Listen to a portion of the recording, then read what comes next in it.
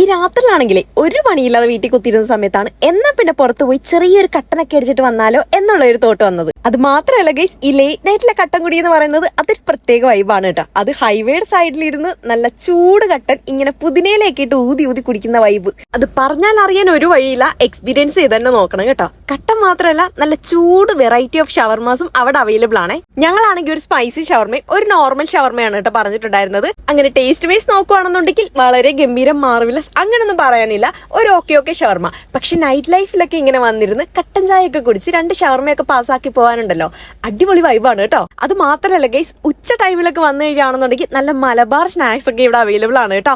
ഭയങ്കര ടേസ്റ്റ് ആണ്. ഇവിടെ വന്നിട്ട് ഇത് കഴിച്ചിട്ടുള്ളവർക്ക് എന്തായാലും മനസ്സിലാവും. അപ്പൊ സ്പോട്ട് എവിടെയാണെന്ന് പറഞ്ഞുതരാൻ നോട്ട് ചെയ്ത് വെച്ച് നമ്മുടെ കരിയിലക്കുളങ്ങര പെട്രോൾ പമ്പിന്റെ തൊട്ടപ്പുറത്ത് കാണുന്ന പ്ലാനറ്റ് മൾട്ടി ക്യൂസിൻ റെസ്റ്റോറന്റിന്റെ ടീ കൗണ്ടർ ആണ് കേട്ടോ. അപ്പൊ പോയിട്ടുള്ളവർ ജസ്റ്റ് ഒന്ന് കമന്റ് ചെയ്യുക, പോവാത്തൊരു മസ്റ്റ് ആയിട്ടും പോയി നോക്കുക. അടിപൊളി എക്സ്പീരിയൻസ് ആണ്. നൈറ്റ് ലൈഫിലാണ് കേട്ടോ പറഞ്ഞത്, പൊളിയായിരിക്കും.